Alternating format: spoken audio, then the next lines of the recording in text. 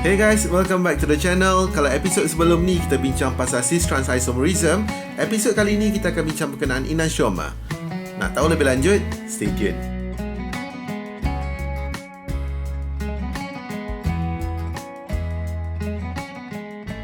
Hai, Assalamualaikum. Welcome back to the channel. As I mentioned earlier, episod kali ni kita akan bincang berkenaan enantioma. Untuk makluman kamu, enantioma ni merupakan salah satu cabang bawah stereoisomer. Okay, in this video kita very simple. Kita nak define apa itu chirality center, apa itu enantioma. Kita nak identify the position of chirality center in a molecule, nak determine the optical activity of a compound, and also draw a pair of enantioma by using 3-dimensional formula. Okay, tak banyak pun, senang saja video kali ini. Okay, so kita recap balik. Isomerism ni actually compound yang ada molecular formula yang sama tapi berbeza in term of structural formula dia. Okay, kita ada dua jenis isomerism. Yang pertama adalah constitutional isomerism yang kita dah tengok. Yang kedua kita tengok in term of stereoisomerism. And dalam episod sebelum ni kita discuss apa itu stereoisomerism yang terhasil disebabkan oleh different spatial arrangement, susunan dia dalam space. Okay, ada dua jenis stereoisomerism iaitu diastroma dan juga enantioma.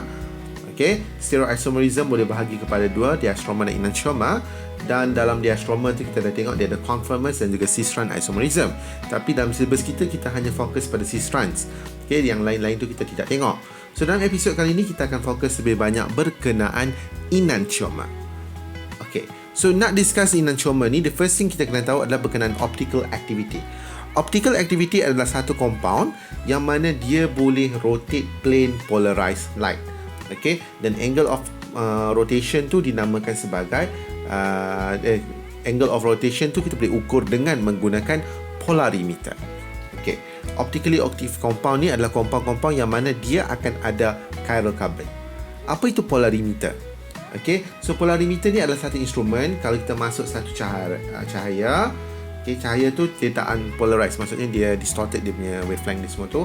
So kita boleh polarize, maksud kita susun dia dalam bentuk satu arah saja. Okay, so boleh masuk satu arah tu. Dalam sampel ni, kalau kita ada satu compound yang ada chiral carbon, okay, dia boleh rotate cahaya tu. Kalau dia masuk tegak, dia keluar sengit. Okay, dan angle tu kita boleh ukur. Kalau dia boleh rotate plane polarized light, bermaksud dia adalah compound yang ada chiral carbon. So apa itu chiral carbon?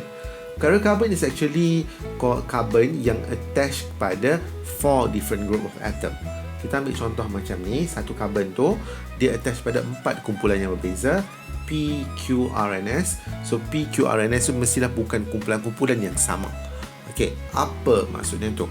Okay, satu lagi yang anda perlu tahu adalah chiral carbon ni kita akan simbolkan dengan asterisk, which is yang bintang tu. Okey, so tadi kita tengok pasal optical activity, kita tengok pasal chiral carbon, now kita tengok pasal enantioma. Enantioma adalah optical isomers. Okay, so all of these actually are just the same thing.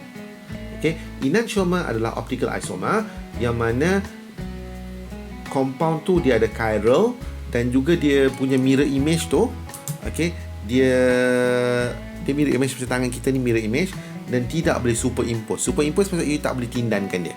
Kalau you tindankan dia, you nampak jari ni dan jari ni tidak bertindan. Okay, it's not superimposable.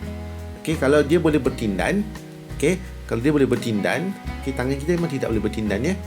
Okay, you cannot put it on top of each other and get something that's similar. So, enantioma compound adalah compound-compound yang optically active. Okay, requirement untuk optical isomerism ada dua. Yang pertama, dia mestilah sp3 hybrid carbon yang attached to 4 different group yang ada stereogenic center, which is our chirality center. Dan yang kedua adalah molekul tu tidak boleh superimpose on each other. Superimpose macam ni, kalau kata you bawa struktur ini ke sini, yang biru ini takkan duduk on top of biru tu. Okay, dia takkan duduk on top of the blue one. Okay, biru ni akan duduk atas merah ni. So that means they are not superimposed on each other. Kalau you pusing macam mana sekalipun, you takkan dapat dia on top of each other. Okay, so itu adalah requirement untuk optical isomerism. Tak clear sangat kan? Kita tengok example 1, 2-butanol. Untuk 2-butanol, ini adalah struktur kita. Kita ada 4 karbon. Okay, pada karbon kedua ada OH.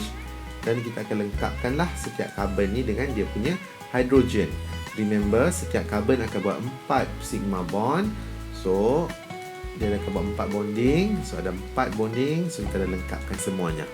The next thing yang kita nak buat adalah kita kena identify dia punya chiral carbon. To identify the chiral carbon, syarat dia adalah dia mesti attach to 4 different group. Kalau you tengok pada the first one, okay, so the first one ni dia ada H, H, H, 3 kumpulan yang sama, tak boleh. So ini pun out, ini pun out sebab H, H kan. Kalau yang ini, ini satu kumpulan, okay, dan ini, semua ini satu kumpulan. Next one, semua ini satu kumpulan, okay, dan ini satu kumpulan. Kenapa saya kata ada 4 kumpulan? Sebab dia adalah 4 bonding, okay, tapi dia tak identical. Bila dia tak identical, kita boleh consider sebagai 4 different group. Walaupun pada this one, okay, this one and this one, okay, and this one dia attach pada carbon, tapi sebab size dia tak sama, so kita consider dia sebagai 2 kumpulan yang berbeza. Okay, so macam mana kita nak lukis a pair of enantiomer dia? So what you have to do now is, okay, you kena, okay, lukis dulu dalam bentuk 3D. So cara nak lukis 3D dia adalah you letak you punya chiral carbon, okay, you tarik satu ke atas, satu ke sini. Itu yang pertama you perlu buat. Lepas tu you ada satu wedges ke depan, okay, dan you ada satu wedges ke belakang. Next, you letakkan kumpulan-kumpulan tu. Okay, tidak ada order, tapi saya punya my go to rule is saya akan letak kumpulan yang paling besar di atas. Okay, so yang paling besar ni adalah inilah. So itu adalah, okay, ini you boleh simplify sebagai CH2, CH3. Ini you boleh simplify sebagai CH3. So you letak di sini CH2, CH3. Selebihnya apa? You letak je. Okay, ini adalah CH3 kita. So ini adalah OH, bonding dia dengan O ya. So ini adalah kita punya H. Dan mesti ada mirror image kita. Okay, so mirror image. Okay, so dia adalah C. Tarik sama saja juga. Okay, so but this time in term of susunan dia, you kena ikut apa yang berlaku di sebelah. Di atas you letak CH2, CH3 kan. So letaklah CH2, CH3. Yang di bawah ni you letak CH3 kan. So letaklah CH3. Ini letak OH. So sini pun akan jadi OH. Dan sini adalah H.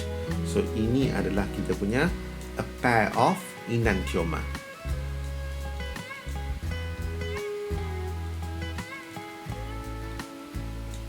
Okay, so ini adalah pair of enantiomer. Ini kita tengok the next one. Okay, kita diberi satu compound. So mana chiral carbon kita? It's very simple. Okay, so kita tengok ini bukan chiral carbon sebab dia ada H3. Okay, so ini adalah CH3. Dan kita ada CH. Lepas tu dekat dia ada attach NH2. Lepas tu ada COOH. So bila macam ni, apa you perlu buat adalah you perlu identify chiral carbon. And ada chiral carbon kita ada di sini. Okay, sebab dia ada 4 group yang attach pada 1, 2, 3, 4. So bila 4 group nak lukis chiral carbon, the first thing you have to do is sama juga, you letak carbon ni kat sini. After that, you tarik satu ke atas, satu ke tepi, satu ke depan, okay, dan satu ke belakang. Nak susun macam mana? Susunlah ikut suka kamu.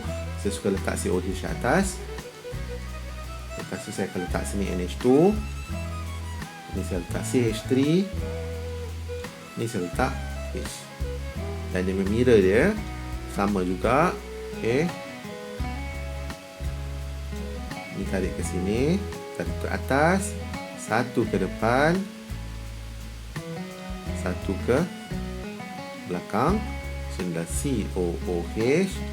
Ini adalah NH2. Ini adalah CH3. Ini adalah H. So ini adalah a pair of enantiomer. Kadang-kadang dalam satu compound tu dia boleh ada lebih daripada 2 chiral carbon. Okay, contoh macam ni. Kalau kita tengok this carbon, actually di sini ada hidrogen, di sini pun ada hidrogen. Okay, so yang pertama kita tengok yang this one. So ini satu grup, 2, 3, dan ini semua 4. Kalau kita tengok yang biru pula, dia boleh ada ini adalah 1,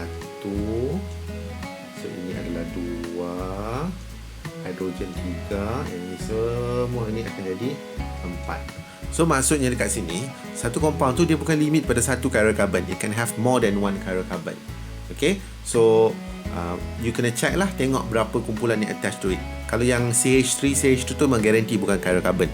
You tengok carbon yang ada attached pada different things pada dia. Okay, so dalam cyclic compound pun kita boleh ada juga chiral carbon. Okay, untuk cyclic compound, apa yang perlu tahu adalah kita biasanya kalau dia tak akan ada satu saja, dia boleh ada lebih pada satu. Okay, teknik nak cari dia sama saja. Dia mesti attach pada 4 different group, dan it have to be a sp3 hybridized carbon. Okay, so kita tengok macam ni 1-chloro-2-methyl cyclopentane. So dekat sini, okay, now kita nak cari chiral carbon. Okay, kalau kita tengok kat sini, kita tengok yang klorin ni dulu. Okay, sebab automatically yang CH2, CH2, CH3 memang out. Okay, yang klorin dulu, ini 1.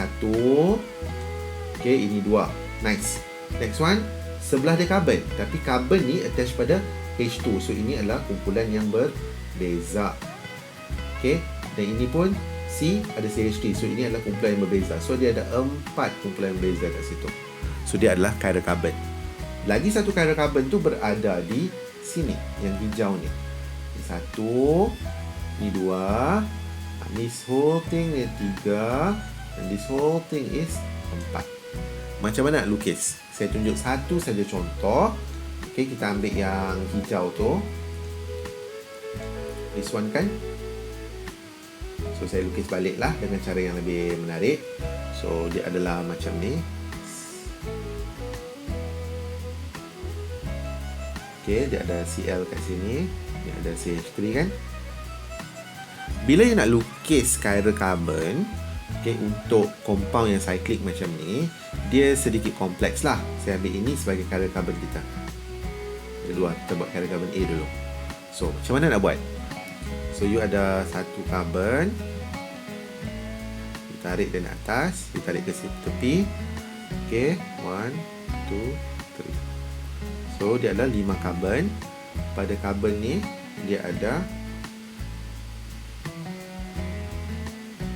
CH3, dan ke belakang dia ada H, dan sini ada Cl. Dan dia boleh buat mirror dia sama juga. Tarik dulu macam tu, dan sambung lah. Dan ke depan kita ada CH3, ke belakang kita ada H, dan sini kita ada Cl. So ini adalah kita punya a pair of enantiomer.